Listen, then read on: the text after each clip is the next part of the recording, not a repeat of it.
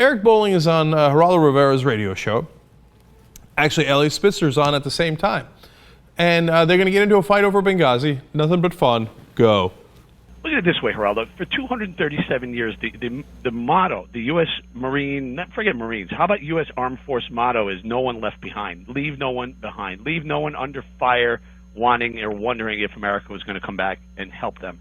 That's what Barack Obama, Hillary Clinton, and the administration did on September 11th of 2012. They left more Americans to die because they said, stand down, don't go help, and that is a problem. Governor Elliott Spitzer, you've just heard Eric Bolling make an inflammatory statement alleging the worst kind of conduct by the president and the secretary. Your comment? It's not alleging, it's what happened. Eric, wait, let me just speak. There's nothing alleged about that, Geraldo. Can you just clear that up? That's exactly what happened. I'll let the governor respond. Geraldo is exactly right. You're alleging Did I say that, both of you? Eric, you guys are both putting words in my mouth. I said someone gave a stand-down order, which is fact, and 2 Americans died. Where do you get that from? Anyway, Eric, where do you get the stand-down order? What movie are you watching? What are you talking about? What movie are you watching? What stand-down order? Drones in the air. One of them may have been you're making the president look like a damn murderer, Eric, and it's so irresponsible. And you are feeding these survivors of these victims with this false narrative,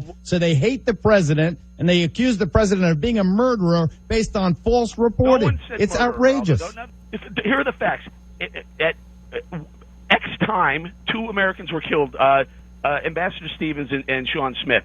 7 hours later, two more Americans were killed. In between that time, there was a verbal stand-down order given to all available assets in the area. That's the fact.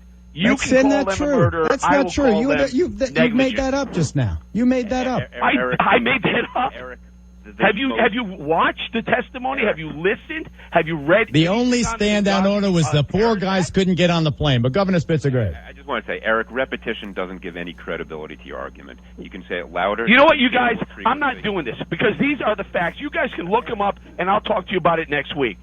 Eric, did he hang up on us? Yeah. All right. Well, that's too bad. Okay. You ready for me to shock the world?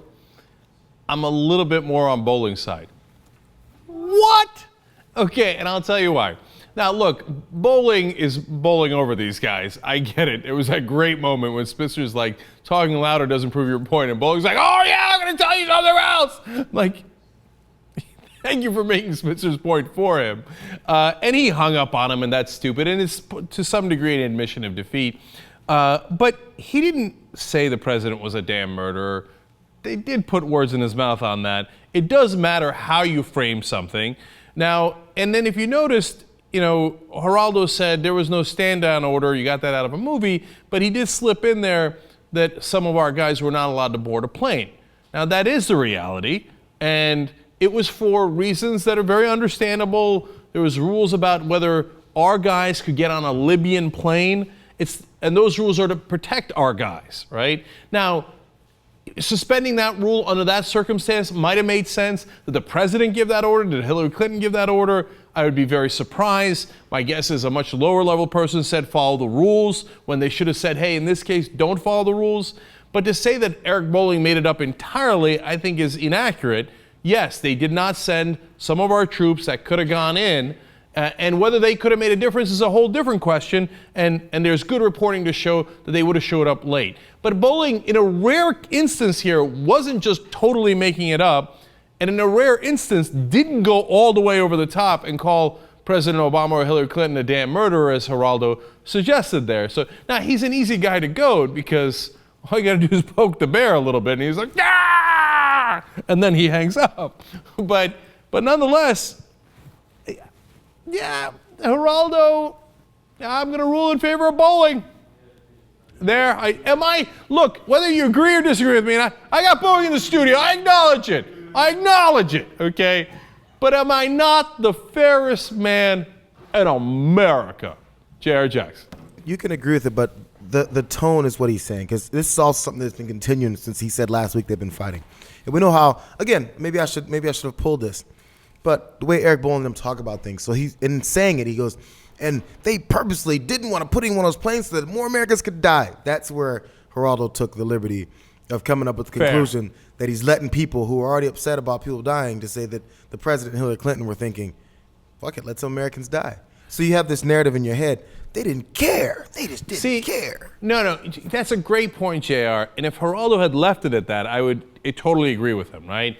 And by the way, this is the same Eric Bolling that I don't remember him shouting and screaming when the Bush administration literally told 5,000 of our troops to stand down when we had Osama bin Laden cornered in Tora Bora. Okay, that was early on in the Afghanistan war, well before we invaded Iraq. I mean, if we'd gotten bin Laden when he was cornered, could we have invaded Iraq? I don't know, but I do know that Bolling was not exercised over that. He wasn't screaming at anybody over that. So I understand all of that, but at the same time, JR, he didn't go as far as saying, and that's why Geraldo screwed up there by putting words in his mouth and saying, calling Obama a damn murderer. Now, the narrative is one that has some truth to it in terms of the guys did not get on the plane. You know, somebody could have overridden the rules and put them on the plane. It's certainly not true that the president was flippant with anybody's lives, let alone made that decision, okay? And look, my bias would be to be in favor of Geraldo. One, I kind of like him. I know it's crazy, but I've been on his show a lot of times, and last time I was on in New York, I said, you know, I'm not sure we've ever disagreed on air. Like, we appear to be on different sides, but we come to reasonable agreements. And Elliot Spitzer, you know, look, I used to work with Elliot. I think Elliot Spitzer is fantastic. I would much rather side with them, and Bolling is one of the world's biggest knuckleheads. But I'm just saying that Geraldo went a little too far in this particular case.